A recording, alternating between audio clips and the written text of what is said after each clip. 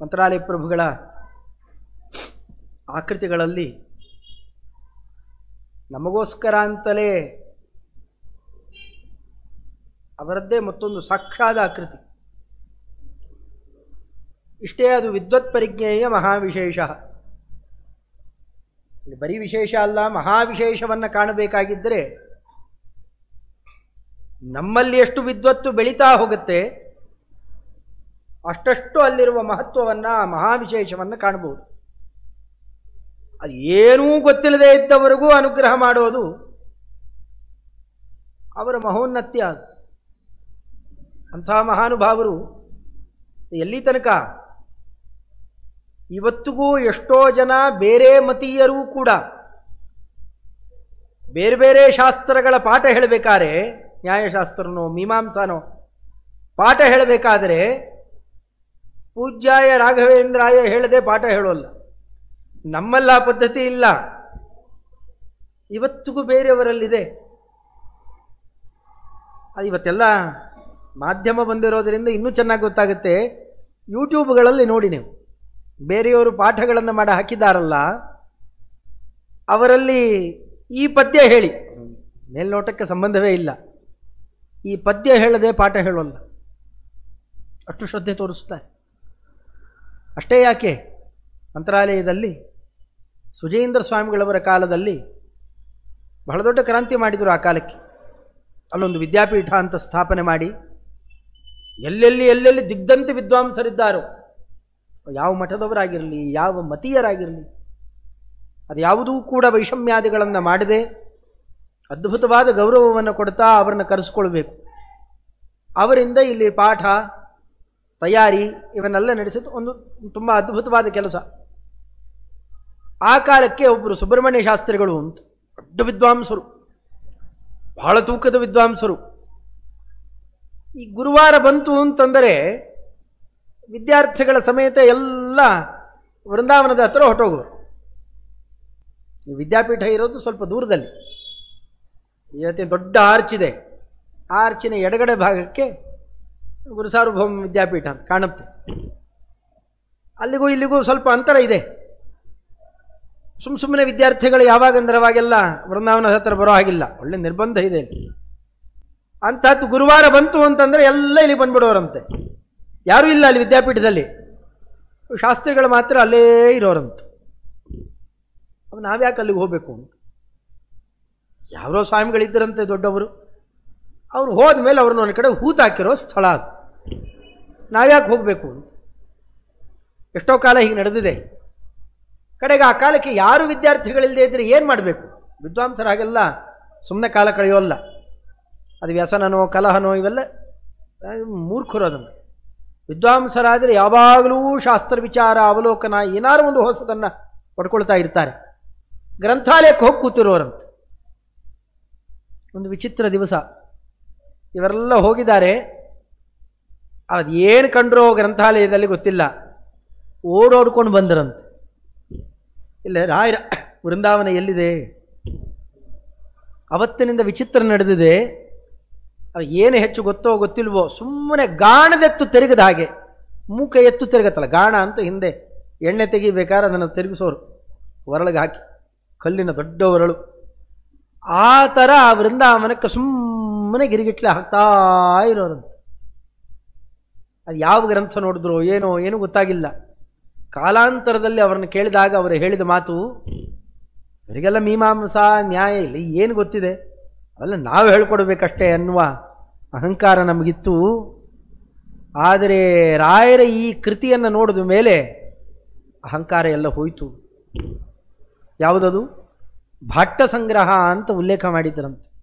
ಇತ್ತೀಚೆಗೆ ನಡೆದಿದ್ದದು. ಇತ್ತೀಚೆಗೆ ಅಷ್ಟೇ ಅಲ್ಲ, ಅದರ ಬಗ್ಗೆ ಉಲ್ಲೇಖ ಮಾಡ್ತಾರೆ.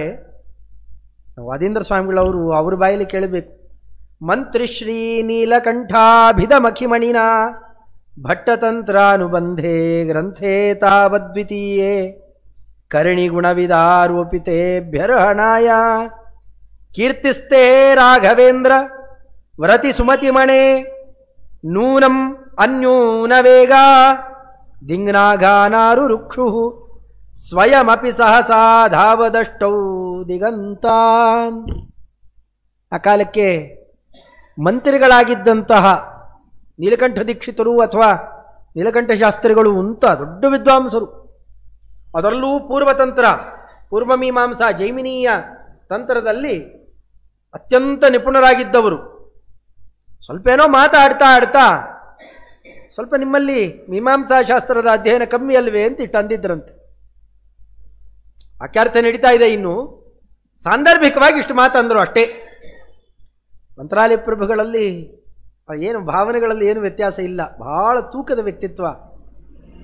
ಮಾರನೇ ದಿವಸ ಮತ್ತೆ ವಾಕ್ಯಾರ್ಥಕ್ಕೆ ಅವರು ಬರೋ ಹೊತ್ತಿಗೆ ಇಷ್ಟು ರಾಶಿ ಗ್ರಂಥಗಳನ್ನು ತಂದಿಟ್ಟಿದ್ರಂತೆ. ಅವರಷ್ಟು ಅಂದು ಹೋಗಿದ್ದಾರಲ್ಲ, ಸಂಜೆ ರಾತ್ರಿ ಕೂತು ನಿರ್ಮಾಣ ಮಾಡಿರುವ ಕೃತಿ ಇವತ್ತಿಗೂ ಮುದ್ರಣ ಆಗಿದೆ. ಭಾಟ್ಟ ಸಂಗ್ರಹ ಅಂತನ್ನುವ ಕೃತಿ ಇಷ್ಟು ದಪ್ಪದ ಪುಸ್ತಕ. ಮೊದಲು 2 ಭಾಗದಲ್ಲಾಗಿತ್ತು, ಈಗ ಒಂದೇ ಭಾಗದಲ್ಲಿ ಮಾಡಿದ್ದಾರೆ. ಬ್ರಹ್ಮಮೀಮಾಂಸಾ ಶಾಸ್ತ್ರದಲ್ಲಿ ಬರೀ 4 ಅಧ್ಯಾಯ, 16 ಪಾದಗಳು, 564 ಅಷ್ಟೇ ಸೂತ್ರಗಳು. ಪೂರ್ವಮೀಮಾಂಸಾ ಹಾಗಲ್ಲ, 12 ಅಧ್ಯಾಯ. ಕೆಲವು ಅಧ್ಯಾಯಗಳಲ್ಲಿ ಒಂದು ಅಧ್ಯಾಯಕ್ಕೆ 4 ಪಾದ ಅಂತಿಲ್ಲ, ಶರಭ ಪಾದ ಅಂತ 8 ಪಾದ ಆಗುತ್ತೆ. ಹಾಗೆ ಎಷ್ಟೋ ಅಧ್ಯಾಯಗಳಿದ್ದಾವೆ. ಅಂಥದ್ದು 12 ಅಧ್ಯಾಯ ಇದೆ.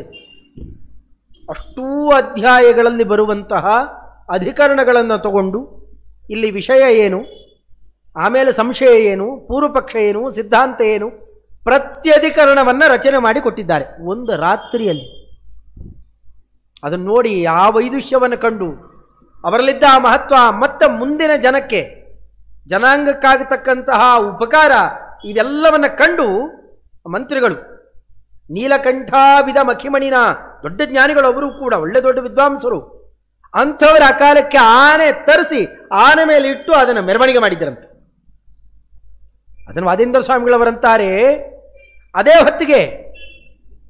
ಹೊತ್ತಿಗೆ ಇನ್ನೇನು ವ್ಯತ್ಯಾಸ ಇಲ್ಲದೆ ಇಲ್ಲಿ ಗ್ರಂಥವನ್ನು ಮಾತ್ರ ಒಂದು ಆನೆ ಮೇಲೆ ಇಟ್ಟಿದ್ದಾರಲ್ಲ, ಅದೇ ಹೊತ್ತಿಗೆ ನಿಮ್ಮ ಕೀರ್ತಿ ಏನಿದೆಯಲ್ಲ, ನಿಮ್ಮ ಕೀರ್ತಿ ಅದು 8 ಆನೆ ಮೇಲೂ ಕೂತು 8 ದಿಕ್ಕಿಗೂ ಹೋಗಿತ್ತಂತೆ.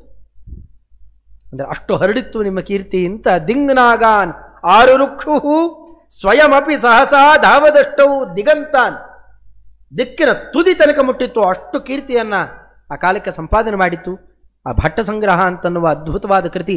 ಇವತ್ತು ಅದನ್ನು ಮತ್ತೊಂದು ಕಾಪಿ ಮಾಡಬೇಕಾಗಿದ್ದರೆ ವರ್ಷಗಟ್ಟಲೆ ಬೇಕು ನಮಗೆ. ಆದರೆ ಆ ಕೃತಿಯನ್ನು ಒಂದು ರಾತ್ರಿಯಲ್ಲಿ ನಿರ್ಮಾಣ ಮಾಡಿದ್ದಾರೆ ಅಂತಂದರೆ ಅದು ಕೇವಲ ಸರಸ್ವತೀ ದೇವಿಯರ ಅನುಗ್ರಹ, ಒಳಗಡೆಯಲ್ಲಿ ವಾಯುದೇವರು ನಿಂತು ಮಾಡಿಸಿದರೆ ಆಗಬಹುದಷ್ಟೆ. ಅಂಥದ್ದು ಒಂದಲ್ಲ ಎರಡಲ್ಲ, ಅಪಾರ ಕೃತಿಗಳು ಅಂತನ್ನುವ ತಮ್ಮ ಆಕೃತಿಯನ್ನು ನಮ್ಮ ಅನುಗ್ರಹಕ್ಕೆ ಬಿಟ್ಟು ಹೋಗಿದ್ದಾರೆ. ಬಳಕೆ ಮಾಡಿಕೊಳ್ಳುವಂತಹ ಒಂದು ಜವಾಬ್ದಾರಿ ನಮ್ಮ ಮೇಲಿದೆ ಅಷ್ಟೆ. ಇಂಥದ್ದೊಂದು ಕೊರತೆ ಆಯಿತು ಅಂತಿಲ್ಲ. ಅಲ್ಲೂ ಮಾತಾಡಿದ್ದಾರೆ ಅದನ್ನು. ತರ್ಕತಾಂಡವಕ್ಕೆ ನ್ಯಾಯದೀಪ ಅಂತ ವ್ಯಾಖ್ಯಾನ ಇದೆ. ಅದರಂತೆ ಚಂದ್ರಿಕಾಕ್ಕೆ ಪ್ರಕಾಶ ಅಂತ ಗ್ರಂಥ ರಚನೆ ಮಾಡಿದರು. ಅದನ್ನಂತೂ ಅಪಾರ ಕೊಂಡಾಡಿದ್ದಾರೆ. ನ್ಯಾಯಾಮೃತಕ್ಕೆ ಮಾತ್ರ ವ್ಯಾಖ್ಯಾನ ಬರಲಿಲ್ಲ. ಅತ್ಯಂತ ಪ್ರಸಿದ್ಧವಾದ ಕೃತಿ.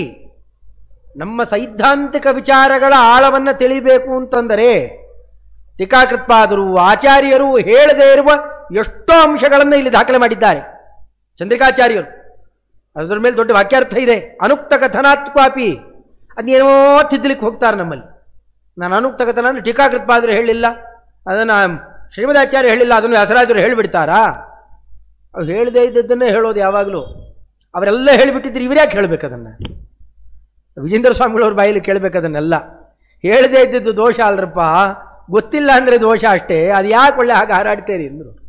ಭಾಳ ಚೆನ್ನಾಗಿ ಕೇಳಿದ್ದಾರೆ ಲಘ್ವಾಮೋದದಲ್ಲಿ. ಅಂದರೆ ಆ ಕ್ರಮದಲ್ಲಿ ತತ್ತತ್ ಕಾಲದಲ್ಲಿ ಆ ಸಾಂದರ್ಭಿಕವಾಗಿ ಹೇಳಬೇಕಾದ ಅಂಶಗಳನ್ನು ಅಲ್ಲಲ್ಲೇ ಪ್ರಕಟ ಮಾಡ್ತಾರೆ. ಅಂಥ ಅಂಶಗಳೆಲ್ಲ ಒಳಗೊಂಡಂತಹ ನಮ್ಮ ಸೈದ್ಧಾಂತಿಕ ವಿಚಾರಗಳನ್ನು ಆಳದಲ್ಲಿ ತಿಳಿಬೇಕು ಅಂತಂದರೆ ಬರೀ ಮತ್ತೊಂದು ಮತ ವಿಮರ್ಶೆ ಮಾಡಲಿಕ್ಕೆ ಹೊರಟದ್ದಲ್ಲ ಕೃತಿ ಅದು. ಕಾರಣ ಪ್ರತಿಜ್ಞೆ ಟೀಕಾ ಚಂದ್ರಿಕಾಚಾರ್ಯರು ಹಾಗೆ ಮಾಡ್ತಾರೆ ಅದನ್ನು. ಅವು ಹೇಳಿದ್ದೇ ಹಾಗೆ. ನಮ್ಮ ಬುದ್ಧಿ ಅಂತನ್ನುವ ಧೀಮಂದರ ಮಹಿಭೃತ ಆಮಥ್ಯೋದ್ರಿಯತೆ ನ್ಯಾಯಾಮೃತಂ ವಿಬುಧ ತೃಪ್ತಯೇ. ಸಮಗ್ರ ವೇದಶಾಸ್ತ್ರಗಳನ್ನೆಲ್ಲ ಮಥನ ಮಾಡಿ ಅಮೃತ ಮಥನ ಕಾಲದಲ್ಲಿ ಹಾಗೆ ಆಮೇಲೆ ಪರ್ವತ ಹಾಕಿ ಮಥನ ಮಾಡಿ ತೆಗೆದವಲ್ಲ ಅಮೃತವನ್ನ, ಹಾಗೆ ನ್ಯಾಯಾಮೃತ ಸನ್ಯಾಯ ಅನ್ನುವ ಅಮೃತವನ್ನ ಮಥನ ಮಾಡಿ ತೆಗೆದುಕೊಡ್ತೇವೆ. ನಮ್ಮ ಸೈದ್ಧಾಂತಿಕ ವಿಚಾರದ ತುದಿ ಅಲ್ಲಿದೆ. ಅಂಥ ಕೃತಿ ಇವತ್ತು ಅದ್ಭುತವಾದ ವರ್ಚಸ್ಸದಕ್ಕೆ. ಆ ಕೃತಿಗೆ ವ್ಯಾಖ್ಯಾನನೇ ಮಾಡಲಿಲ್ವಲ್ಲ. ಅದರಿಂದ ಏನಾರ ಅಯಶಸ್ಯಾತ್, ಅಪಕೀರ್ತಿ ಏನಾರ ಬಂದೀತಾ? ಬೇಕಾಟು ವ್ಯಾಖ್ಯಾನ ಮಾಡಿದರು, ಇದೊಂದಕ್ಕೆ ಮಾಡಲಿಲ್ಲ. ಯಾಕೆ? ಆ ಕಾಲಕ್ಕೇ ಟಿಪ್ಪಣಿಕಾರರು ಅಂತ ಪ್ರಸಿದ್ಧರಾದ ಮಹಾನುಭಾವರು ಶ್ರೀನಿವಾಸಾಚಾರ್ಯರು, ಬಿದರಳ್ಳಿ ಶ್ರೀನಿವಾಸಾಚಾರ್ಯರು. ಅವರ ತೀರ್ಥ ಅಂತ ಕೂಡ ಬಿರುದನ್ನು ಇಷ್ಟು ಶಾಸ್ತ್ರ ಗ್ರಂಥಗಳಿಗೆ ವ್ಯಾಖ್ಯಾನ ಮಾಡಿದ್ದೀರಪ್ಪ, ನೀವು ತೀರ್ಥ ಅಂತ ಅವರನ್ನು ಕರೆದಿದ್ದರಂತೆ ಮಂತ್ರಾಲಯ ಪ್ರಭುಗಳೇ. ಅವರ ಕಾಲಕ್ಕೆ ಅವೆಲ್ಲ ನಡೆದು ಹೋಗಿದೆ. ಅದನ್ನು ಅವ್ರ ಚರಿತ್ರೆಗಳೆಲ್ಲ ಹೇಳ್ತಾರೆ. ಯಾದವಾರಿಯರ ಮೇಲೆ ಬಹಳ ಅನುಕಂಪ ತೋರಿಸಿದ್ರು ಮಂತ್ರಾಲಯ ಪ್ರಭುಗಳು.